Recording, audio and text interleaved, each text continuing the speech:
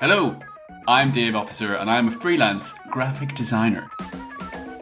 You just want to consume as much information as possible before you allow yourself to take the leap, but it's just another form of procrastination. I haven't listened to enough podcasts, read enough business books, I haven't watched enough YouTube videos. I need to consume them all before I can possibly start on this journey. No one can tell you they don't like it. No one can tell you to change the direction you're going in. No one has any say in it, it's just for you. Yes, there's Dave. This episode of Being Freelance is supported by and recorded using Riverside. Getting high quality audio and video and then repurposing it quickly has never been easier. From live streaming to client testimonials, see how it could work for your business. Go to beingfreelance.com/Riverside and use the code BEINGFreelance to save 15%. And right now, let's find out what it's like being freelance for graphic designer Dave Officer. Is the vast majority of my content bombs. Like, completely dies on its arse, and I don't care. Yes, there's Dave. His episode coming up in a moment. If this sounds a little bit different to how every episode of the Being Freelance podcast has started for 10 years, forgive me, but I'm experimenting with making it a video podcast as well. So you can see this on YouTube and Spotify, partly because I'm a freelance video and podcast editor, right? It's what I do. And so if I'm doing it for other people, I'd like to be able to do it for myself. So yes, do take a look. YouTube, Spotify, there is a video version of my conversation with Dave. Hi, if you're already watching it. And yes, other than that though, it's the same deal. As it has been for over 300 episodes, it's a freelancer chatting about their experience of being freelance. Do go to beingfreelance.com to check out all of the other episodes and join us in the community. Lots to love about this conversation with Dave Officer. He is Doodle Juice. That's the name of his business. We don't actually talk about that. We kind of talk a lot about how he creates content for LinkedIn in particular, for TikTok, Instagram and so on, and how that makes a name for himself, has made a business for himself. So we talk about that a lot more than perhaps the business side of things like we do in other episodes. But there's a lot to love in this, not just because Dave is a thoroughly nice bloke. So I hope you enjoy.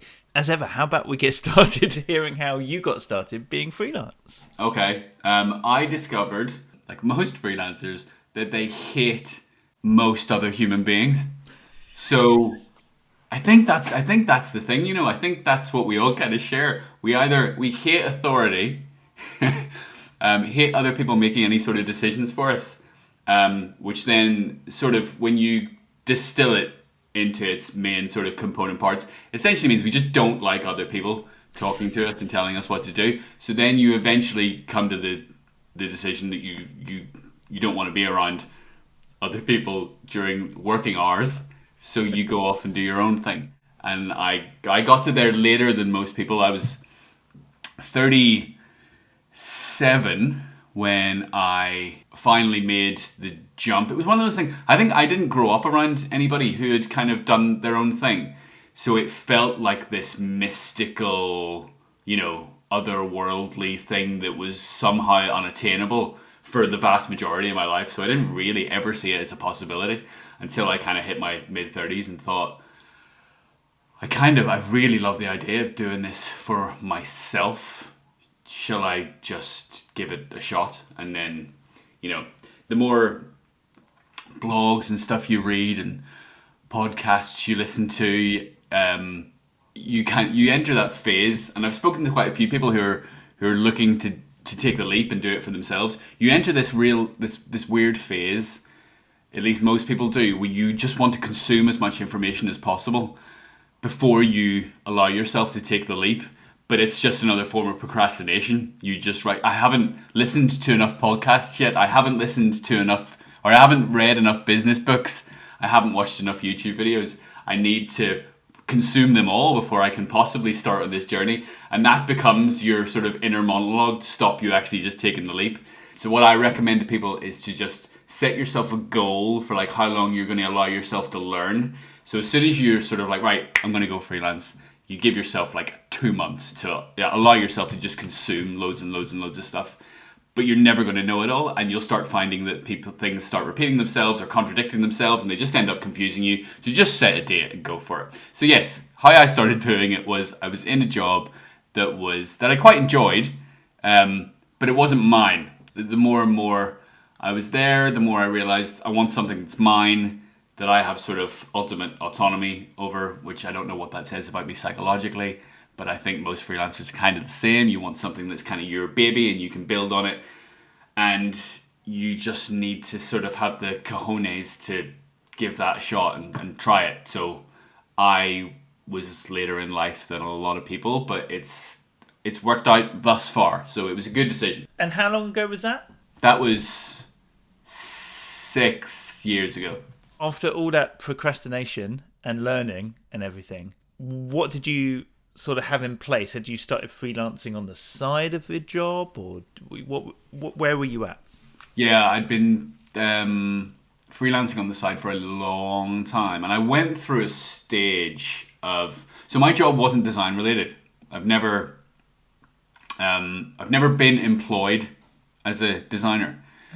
Because education knocked that out of me. So when I was a teenager, I was massively into art and design. And the thing that ultimately got me into it is I was a massive music fan.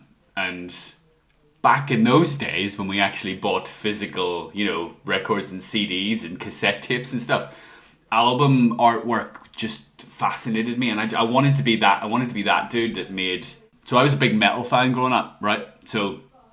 there was one guy in particular who was making a lot of artwork for heavy metal albums around the sort of early to mid 90s. I grew up sort of idolizing him, and I wanted to be him.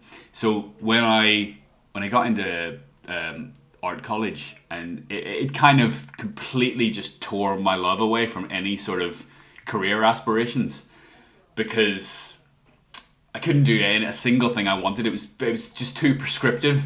And I kind of, as a 16, 17-year-old, I thought to myself, this is what the world of work is going to be like. It's going to be prescriptive. It's going to be a load of projects coming my way that I have very little input in. And I'm just kind of a little skill monkey.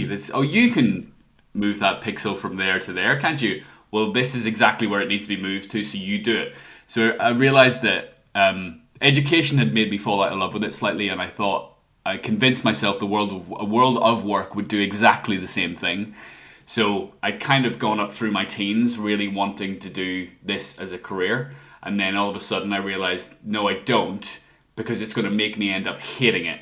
And I would rather it just be something that I enjoy and I just do for the love of it and for the crack on the side.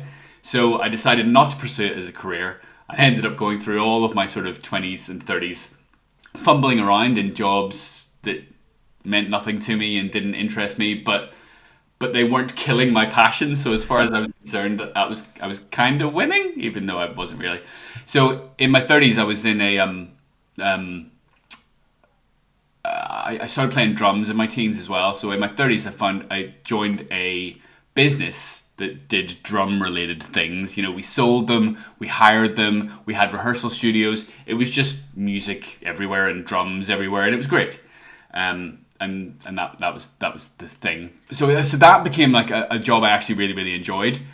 And as I enjoyed it, I thought I can get back into this graphic design thing now and on the side. So I started to do it more on the side from that job. Started to earn money from it, but it was doing this weird sort of peaks and troughs. I would start getting freelance work in, but because I had this full-time job, as soon as it became a bit too popular, I would then sort of turn the tap off on it, because I'd be like, well, no, I don't want to, I'm doing it because I'm enjoying it, and it was giving me like a little bit of money, but not much. But that wasn't important. It was just the fact that I was kind of doing it and keeping up my chops and stuff.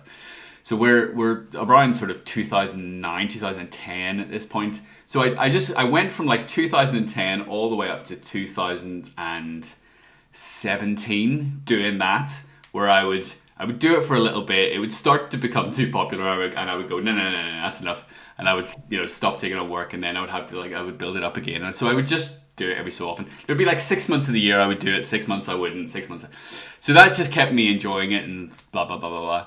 I knew that I never wanted to do it working for anybody, because I always put myself back in the position of that sort of 16, 17-year-old hating everything about it. At the same time, I never had the confidence to go full in and do it for myself, because I am cripplingly self-conscious of almost everything that I try to do. At least I was. So I just didn't have the confidence in myself to do it. So the good thing about that drum company, I suppose, was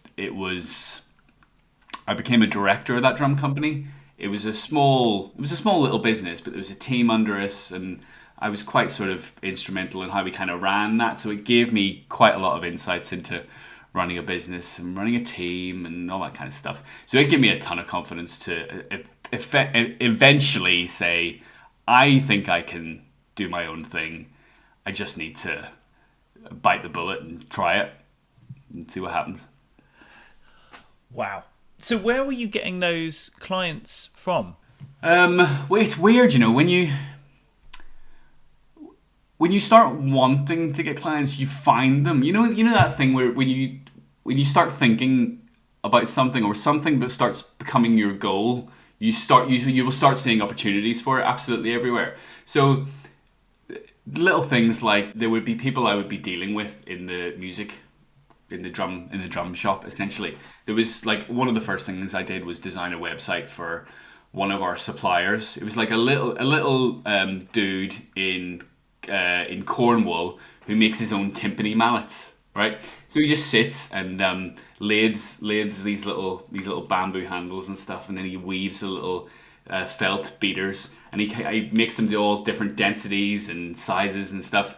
He was building up a bit of a reputation for himself, but he had quite a shitty little website, so he was like, can you do me like a little logo and design me a site? I was like, yeah man, let's do that, it'll be fine. So I started to have conversation. The more I was talking to people and they were telling me about what they were up to, I was like, dude, I can do it. Do you want me to design a little logo for you? And yeah, fine. And most of the time it was like, I'll just do it. I'll just do it because it's just good crack. Or just throw me 50 quid or whatever and I'll do something for you. Like, it wasn't a money earner at all. It was just for the sheer joy of kind of doing it. Yeah, I suppose because it was in my mind as the thing I wanted to do and I wanted to find more work from, you can shoehorn it into almost any conversation you're having with someone if it's something you want to do, especially if it's something you're willing to do for free. So when you're in a position where you can do that and you're doing it for fun, you can throw the opportunity of, I can design something for you. As Paula Scher says, absolutely everything is designed. Everything you look at throughout your day is designed by somebody. So no matter who you're talking to and they're up to some sort of little project, there'll be some part of that process that you can get involved in to design a little thing for them. So you just start poking your thoughts into people's conversations. Oh, you'll probably need a poster for that. Do you want me to do it? I'll just do it, So it was kind of that, just poking myself in where I wasn't necessarily wanted. Did you continue just to poke away when you then went full-time freelance though, or did you get more sort of strategic about it? Yeah, I did get more strategic, yeah. Because it becomes sort of squeaky bum time, doesn't it? So I made the goal that I'd set myself was to figure out how much I needed to cover the mortgage, the bills, food, work out like what the bare minimum is I have to have every month. And then make sure I have that amount times 3. So that was my goal. So I need exactly this amount. Let's make sure I have that for 3 months, so that if absolutely nothing happens for 3 months, I'm still okay.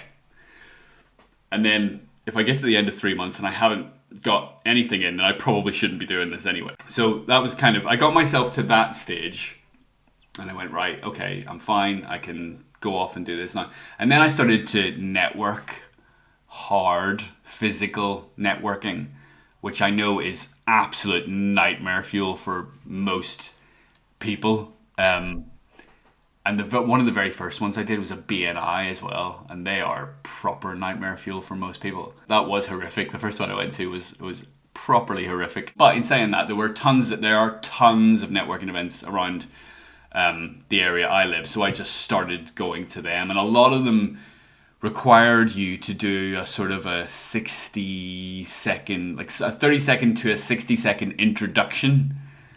So they'd go around the room, right? It could be like 60 people at some of these events, and you're going around the room listening to everybody talk. And I've always been a fan of not taking myself particularly seriously, being acutely aware of you have to do something different than whatever anyone else is doing. So kind of the first few of these events that I did, they were moving around the room and people would just stand up and say, hello, my name is Tim. I do this for people. I don't know. I coif your goats in the greater Manchester area, and nothing that interesting. But they would say what they did and where they did it, and it would be. And then they would pick. Do you remember old episodes of like Strike It Lucky or Bullseye when when they talk to the contestants, they say to them, "Oh, you've got a bit of an interesting story, don't you?" And then the contestant, whatever toothless simpleton they've got on that week, will tell their supposedly humorous story of when they were in a sweet shop in 1989 and they didn't have the sweets that they wanted, so they ended up going home without the sweets. And you think, is that your humorous story? You've been alive for 63 years. Is that the only you chose that to talk about on national television? So and then the host will have to pretend that it was amusing and move on to the next person. But that's what people were doing at these networking events. They stand up, they'll tell you exactly what it is their business does, who they serve, and then they'll try and be relatable by telling you the most uninteresting story imaginable about whatever they've been up to for the past 50 years of their life. And then they sit down, and then the next person does it, and then the next person does it. And by the time it gets round to you, you're tying a noose. You're just tying a little noose, and you're, oh shit, it's me. So you put your noose down, and you think, like for me, being subjected to that about 3 or 4 times was enough for me to go, fuck this. I am taking the royal piss out of this completely. So I would wing them most of the time and just stand up and just say weird. I don't even remember the fact that I was winging them. I don't really remember what I was doing other than not caring about what I was saying. Sometimes I would get up, pretend to really suck at a magic trick and just throw an entire deck of cards around the room, or spill my water all over my head, like stand up like I was about to do it and then just spill it everywhere, and then find a way to link that into whatever it was whatever was around me at the time. I knew everybody in that room was going to be so bored of what they'd just been subjected to with all of these little pitches. I was like, you just do something that just triggers a different response. So I just started doing that, and then I remember the first time, and this is the first time I thought, there's something in this networking. Don't ask me what I did, but I stood up and for 60 seconds, just verbal diarrhea. I don't know what I said. People laughing, it must have been amusing. I've no idea. Don't know what I did. They finished going around the room with everybody who's talking, and they said, right, that's the introduction section over. You can all go and chat freely now for 15-20 minutes or something, and then we'll have our presenter do a talk on something equally as bland. So I sat down and kind of gathered my stuff together, and I looked up, and there was a queue of people ready to talk to me, and I ended up getting quite a bit of work off that one little event. And also in that one event, I met someone who has become like one of my closest friends as well. So it was really, really weird. So that was my sort of first glimpse into, oh my God, there's some worth in these. So I will keep them up. So that was how I started getting work in around the local sort of area before I then took it onto social media to broaden my reach, essentially. So do you still go to events today, or is it all online now? No, it's all online. It's all online. There's a time and a place for networking events. The thing is, I've met some just amazing people through networking events. Some of them I'm still in regular contact with. Some of them I absolutely adore. There was a networking group I used to be a part of locally, and I'm not in it anymore, but they're having Christmas drinks, and I'm going to go along to that, and I will laugh until I'm in pain at that, I guarantee you, because they are a hilarious bunch.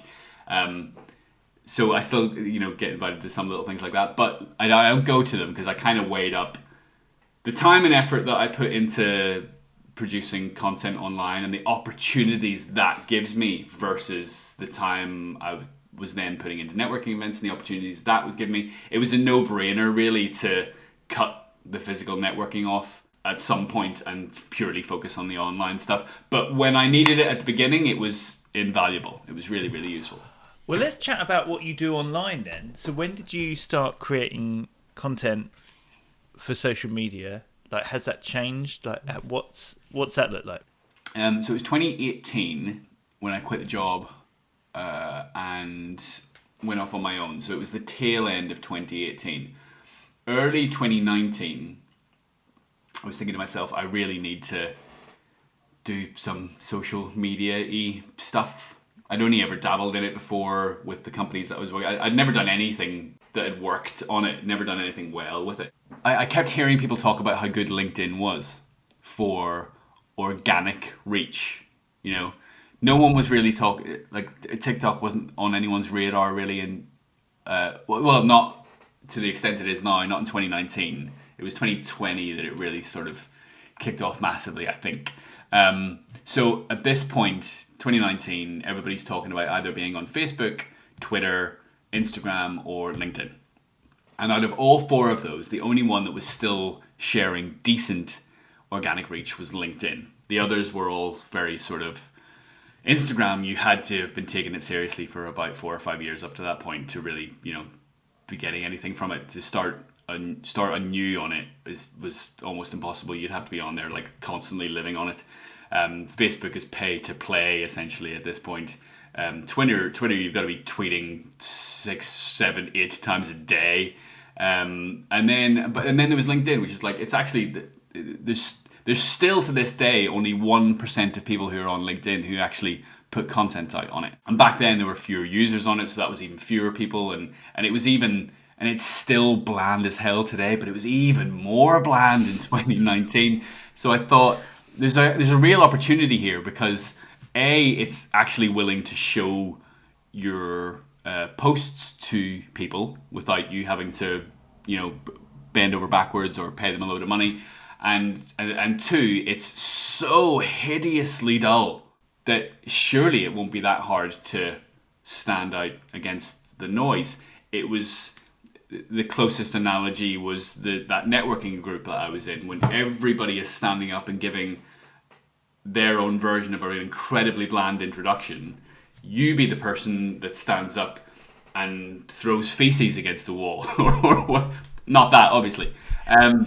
So I thought that would be the online version of that. Just be the one person that stands up and does the intro that's just different to what the 20 people who have gone before you have done. Surely that's enough just to make enough of a decent noise. So there was a period of time in the beginning of 2019 where I was just sort of testing things and not really having a clue what I was doing. Most graphic designers online just tend to share, well, at least then did, just tend to share static images of things they've designed, which, no matter how good it is, no one cares, really.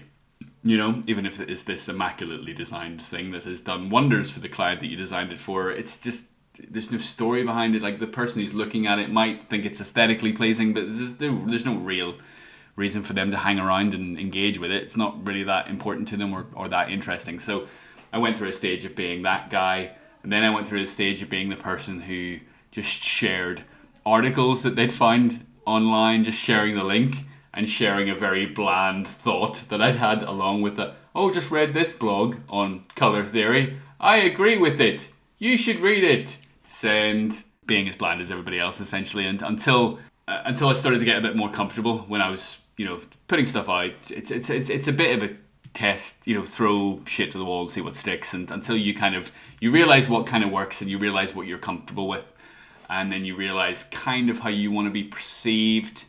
So there was a bit of that, and then, but there was a good 6 months. I'd kind of resigned myself to the fact that I would spend 12 months before I would really expect anything from it. So I was going to show up 2-3 times every single week, constantly posting stuff constantly engaging with other people, constantly connecting with other people, commenting on their stuff, DMing them, just introducing, like no hardball selling at all, just being a person who's kind of there and showing up, and not expecting anything from it for about a year. So still doing the networking stuff, but I was like, I'm going to go all in on this one, and I'm not going to let it beat me down if within 2, 3, 4, 5, 6 months I still haven't seen anything from this. Because the people who've been doing this for years that swear by it, so you have to figure it out and not let it drag you down. So there was a period of 4, 5, 6 months where nothing was coming. The following was growing ever so slightly, and I was seeing no work coming off it. And it was just one day, one post that I did went absolutely bonkers. So I went from doing absolutely nothing, no one cared about anything I was putting out really, until I decided to do something that was a little bit different, and it skyrocketed. My DMs went mental. It brought me a ton of work in, and that's when I realized, okay, there's actually some truth in the whole thing. You can get some work from social media, because I'd never seen any proof of it before that. I'd only heard people say, put yourself out on social media and you'll bring work in. So that sounded like a myth to me up until this point, until something had done really, really well, and it had directly correlated to money in my bank account, and I went, oh, okay, this is worth going balls in on. So then I did that. So good, isn't he? Back with Dave's story in a moment. I just want to let you know that the Being Freelance podcast is just part of what I do to help freelancers. A big part of it is in the Being Freelance community, where we all get to hang out, support each other, cheer each other on, have a laugh, meet in person and online, and run our businesses together. It's so much easier when you do it surrounded by other people who get what it's like. Don't be alone being freelance. Come join us. The community is a private space online. It's on Circle. There's a chat forum, there's live co-working, there's live podcasts and Q&As and all sorts going on. We even play Mario Kart if you fancy that. So yeah, do come join us, come find us. Go to beingfreelance.com, click on community. Okay, back to Dave's story. Well, I see you doing a lot of videos. Is that what you were doing when it took off, or? No, I hadn't gone into videos at that point. It was all sort of images and like carousels, and it was all that kind of stuff at that point. The video stuff I didn't start getting into until 2020, and now it's the thing I do the most of, because one, it's actually the thing I enjoy doing the most, and I think that's kind of important. You need to kind of figure out, if you're going to market yourself consistently, so do something every week, then you have to find something you enjoy doing, or you just won't bother doing it, or it'll be soul destroying. You'll give it up after a month. So video is the stuff that I do actually really enjoy, editing stuff and filming it and putting it together. It's a lot of fun, and because it's the thing most of the platforms are sort of putting the most eyeballs on now, then it makes sense to do it. You know, LinkedIn have just released, obviously a million years behind everybody else, but they've now released a video feed for portrait videos. YouTube Shorts is obviously a thing that has only recently allowed you to upload up to 3-minute long videos. Instagram Reels, TikTok, blah, blah, blah, blah, blah. They now all accept the exact same format. A portrait video, a 9:16 portrait video that they're all putting eyeballs on. So it is a good time to be doing stuff like that. And for me, LinkedIn is still the best. For me, it's still the best place to meet people. I've still met some of my favorite people through LinkedIn. It's still where I get the most sort of work from. The next one would be TikTok after that. And then Instagram, and then I don't ever think I've seen a peep from YouTube. But yeah, so it makes sense because it's fun for me, and it allows me to create one thing and put it out to multiple platforms, which was never possible. So that's kind of useful. And a lot of your videos are you creating a potential project, like a mythical, like making up a project, would it? Or do you have... Is that a bad summary of your content? No, not at all. Not at all. It's just I've had an idea that's amused me, so I'll try and think of a way of shoehorning design into it. It's essentially it, yeah. But it shows a process, it shows the work, which, whatever ridiculous the idea of being funny, also shows that this guy actually knows what he's doing. Okay, you've got to take a look. I'll put a link, of course, at beingfreelance.com so you can see the sort of videos that David's creating. But I did notice as well that on quite a few, you've collaborated with other people. So as much as you don't like other people, as we established at the beginning, you do really. Yeah, so no, I do. In small doses, I do. So how did those sort of collaborations come about? Yeah, what's the thinking behind that? I've done loads of them this year, actually. It's just nice to have someone else occasionally to bounce daft ideas around with.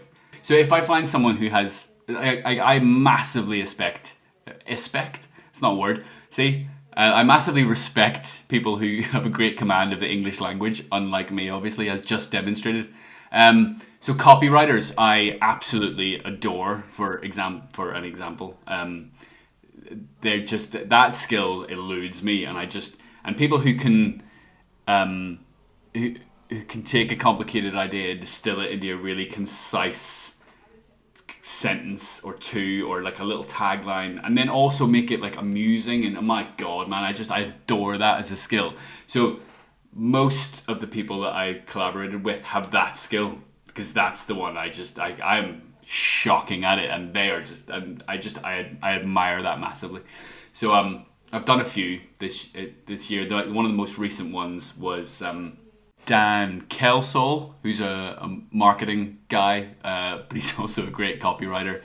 And we just invented a product. We just thought, let's find a category in the supermarket that hasn't been touched for a little while, and see what our take on it would be. We both went separately and had a look around the supermarket, and we saw that deodorant hasn't really been shaken up in a little while. And the most exciting deodorant brand out there is Lynx, which is tragic, because you don't want to wear Lynx once you get out of school. You know, it just reminds you of PE changing rooms. And it's the most sort of exciting brand out there now. And so nothing new has come in that's that interesting. So we thought, let's try and create something around that. So we came up with a name. Then I designed a logo. Then Dan created some tone of voice stuff around it. Then I created the packaging. Then Dan thought of some marketing ideas. Then I created the designs around that. And so the interesting thing about that is working with someone like Dan, who's hilarious, and it gave us a chance to get together for an afternoon and just film a load of absolute mental stuff. But you've got the real challenge for me, and the real interesting thing about doing something like that for me is you get to create all of those assets. Then you've got to put all of that together and distill it into like a 3-minute long video. You've got to get across what it is you're trying to do, how you went about doing it, the process for each part of those. So we had to find a product category that needed shaking up. Here's what we found. Then we decided we needed to come up with our own version. Here's how we come up with a name for it. Here's how we come up with a logo for it. Here's how we come up with the visual identity for it, the packaging, the tone of voice, marketing ideas. And here's us creating all of that. We created physical prints. We created the packaging for the bank. Do all that in a way that still makes sense and that takes people through the journey at not an explosive enough speed that no one can keep up, or it just annoys people. So the challenge of all of that, I just find like insanely enjoyable. So it's little things like that. So I like collaborating with people who have a skill that I absolutely adore and I am shocking at, which is most skills. And how long would you say then that you have to spend creating content that goes out online? It varies. Some of the collaboration stuff is generally the longest stuff because there's someone else involved, and we generally have a few back and forth. Whereas it's just me, I can just sit at my desk and do it. So I generally spend about a week, probably, on a day / 2 days, sometimes, on just content creation. I'll tell you for why. I've noticed loads of benefits with it. The chiefly, obviously, is it brings in work, it brings in opportunities, and I needed to experiment with it for a bit before I could really figure that out. I am not a person, if anybody listening to this goes and looks at some of my videos, I'm hoping it'll give you confidence, because what you will see is the vast majority of my content bombs. like completely dies on its arse, and I don't care, because it's enjoyable. So it does bring in work, right? And one thing that you don't see as a casual observer, especially someone who hasn't really taken the plunge to A, working for themselves, or B, sort of marketing themselves seriously, one thing that you don't really see is view numbers very rarely, if ever, correlate to leads. So if you go onto LinkedIn, if you look at my Instagram especially, Instagram shows my videos to barely anybody.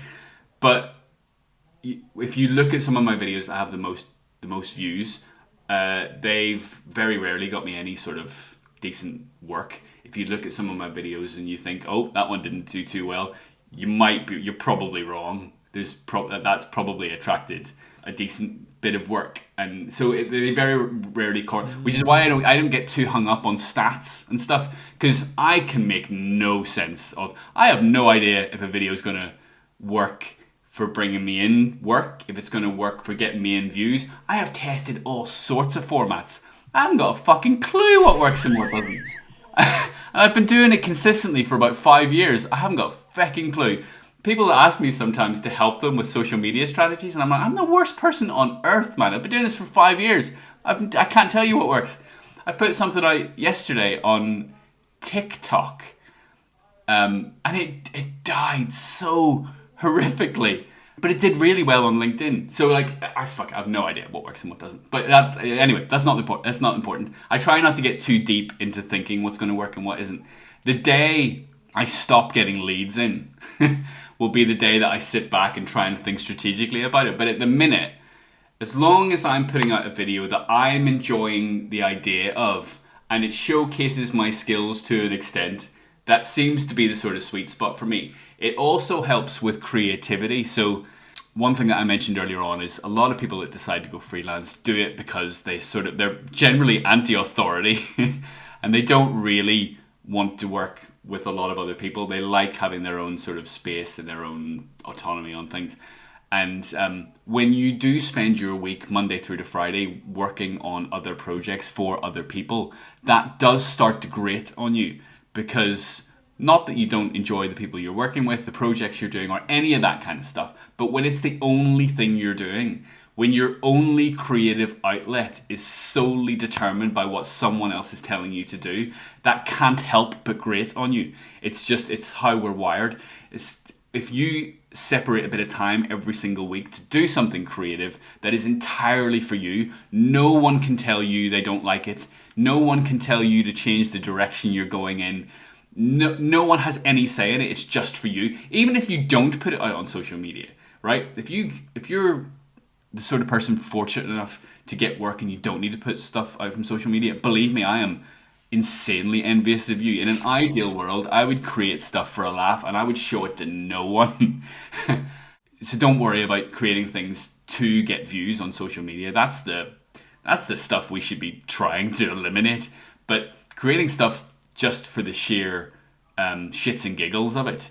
If you can break up your week into such a way that you do allow yourself that outlet, and if you can turn that outlet into something that then becomes marketing material for you that gets you in work, then it's a double whammy, and it's a win-win.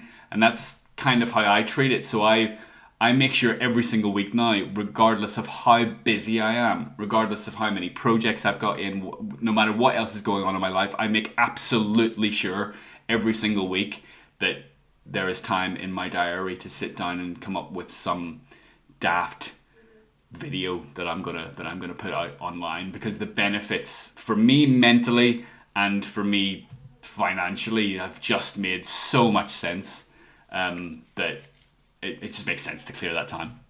I don't even know if I've answered the question you asked me. I can't remember what the question was anymore.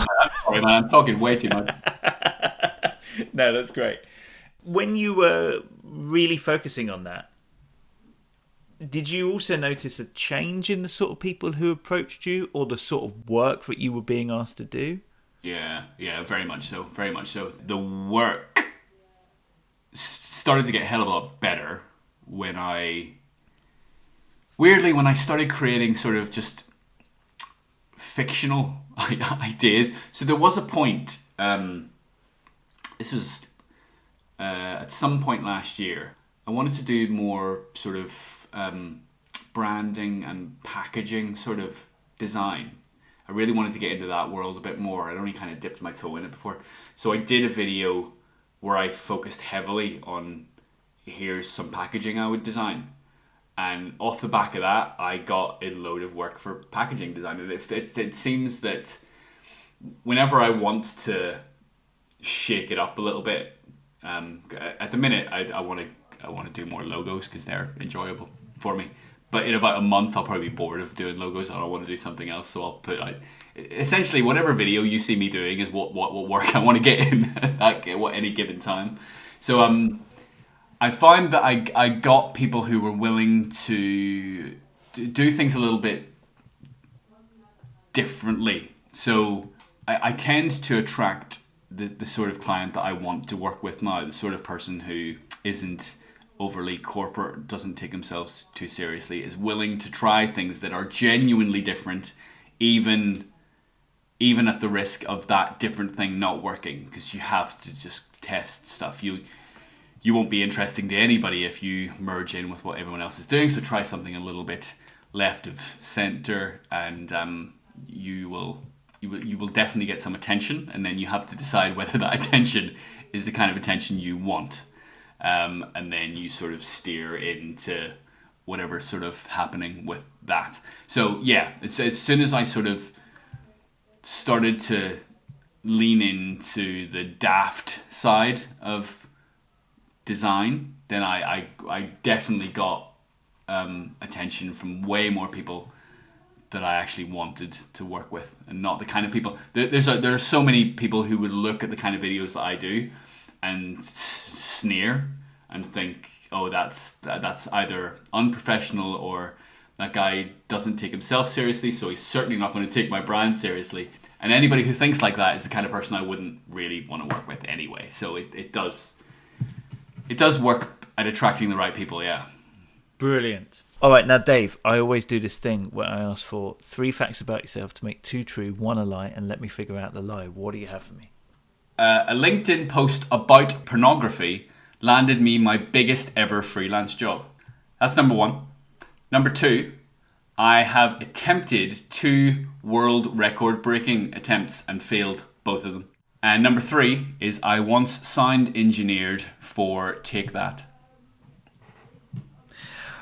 Okay, right. 2 truths and a lie.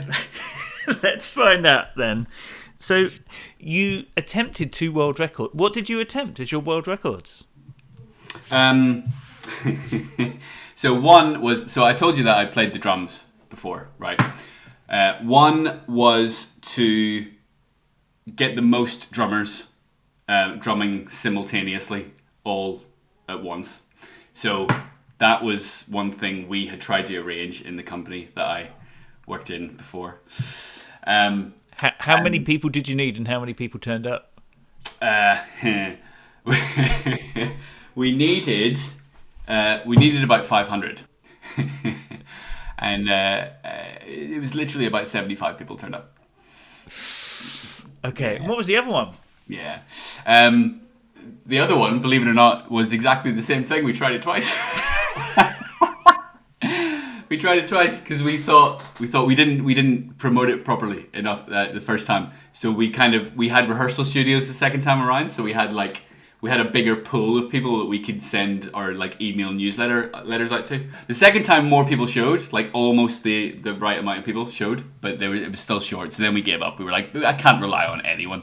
You would have thought people would have wanted to be in the Guinness Book of World Records, but not enough to turn up to a trading estate in South Acton, apparently. Okay. Your biggest job from LinkedIn came from porn. Yes. No further questions, Your Honour. What was the job that came your way? So I use this as an example for people who are worried about trying anything risky with their content. I parodied a famous brand into a porn website, right? So I took their name and created a pun of their name onto a famous porn website and created screenshots related to what they did and created mock-up posters and all this kind of stuff as just a jab. What happened, which was interesting, is I got a lot of DMs. This is when I realized how LinkedIn works. I got a lot of DMs from people saying, I can't be seen publicly to be liking what you've done. But I want you to know that I absolutely love it and I want to have a talk with you about doing some work. The amount of messages like that I got were unbelievable. People who are high up in large corporations who literally were like, I can't be seen. I can't have my name attached to what you've done, but it's amazing. And so it made me realize that how the sort of people are so hung up on their online perception, but that doesn't mean, you know, they're not watching and liking it. So, but I landed a huge government contract off the back of that, which lasted 18 months and brought in a feck ton of cashish.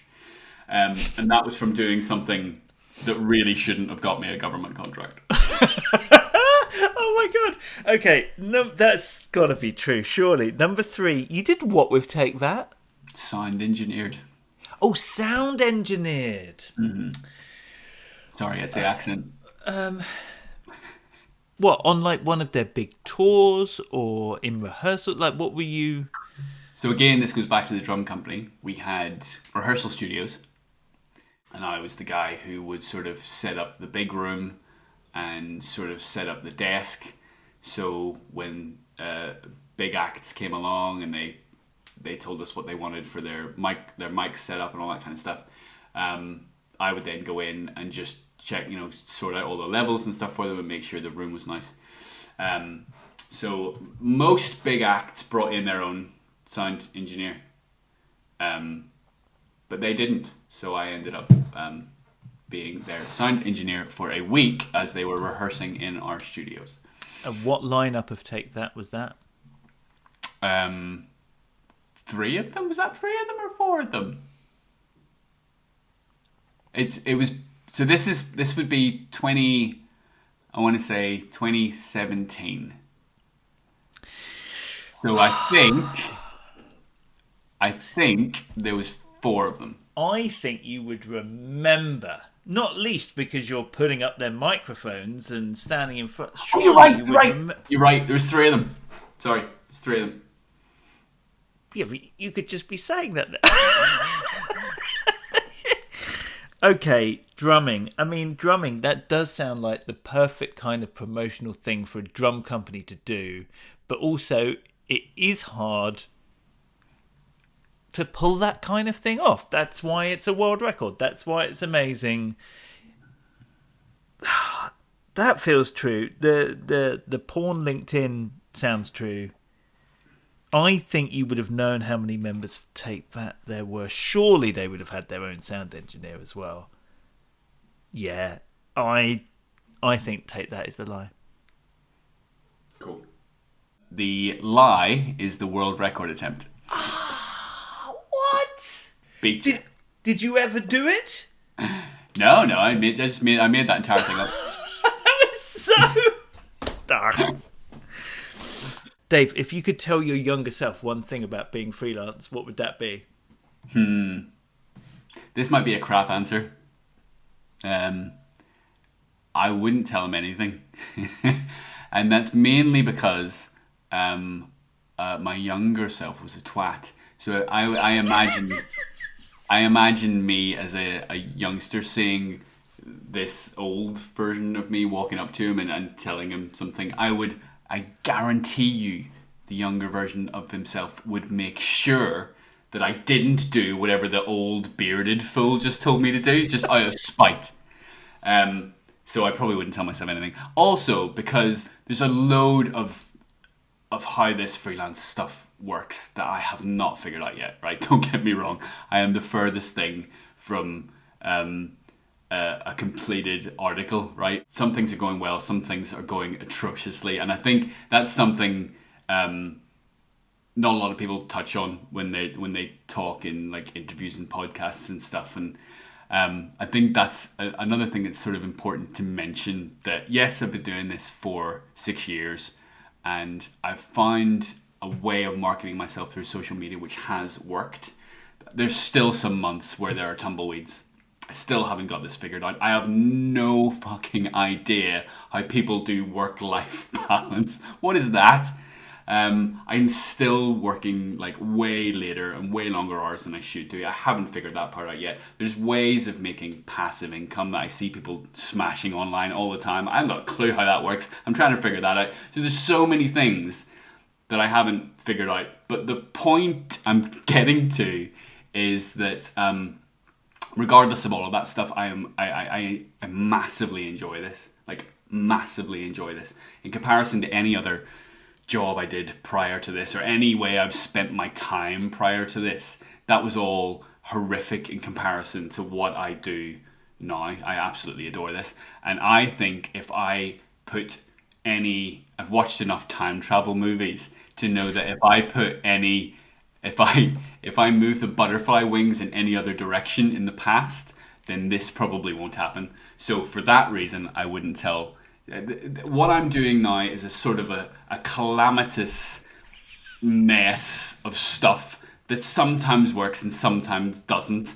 But if you put all that aside, I'm fucking enjoying myself, and that is the only thing I really, really care about. So I would probably mess that up if I intervened with my younger self in some sort of way. So that's a crap answer, I know, but that's I wouldn't say anything. Dave, it's been so good to talk to you. Go to beingfreelance.com. You've got to click through and find Dave online if you haven't already. Don't just trust the algorithm to get him in front of your eyes. No, because it won't. It won't. It won't.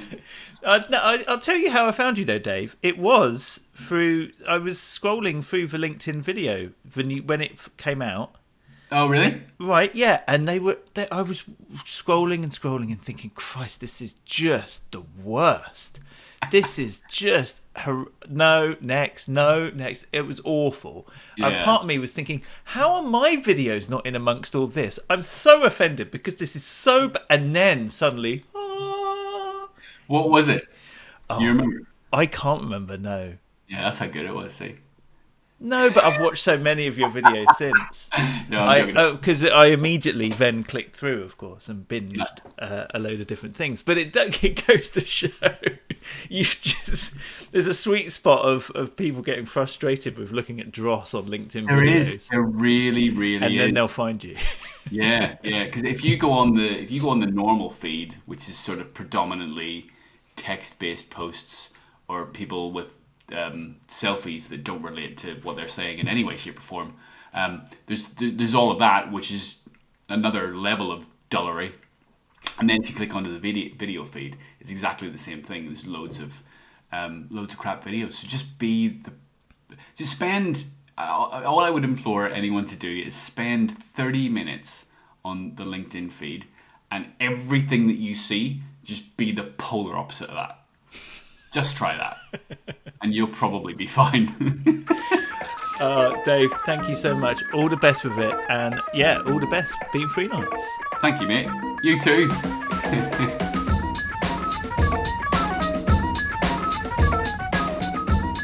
How good is Dave? Hope you enjoyed that. Make sure you've hit subscribe or follow, whatever the lingo is, wherever you're paying attention to this episode. Thank you so much. I hope you've enjoyed it. Please do leave a comment. Please do share it online. Help other freelancers find it as well. I'm recording this just before Christmas 2024. But of course, there will be new episodes coming in the new year. In the meantime, I'll be hanging out in the community, so come find us at beingfreelance.com. See you for another one very soon. Promise? Okay, you have a great week. Being freelance.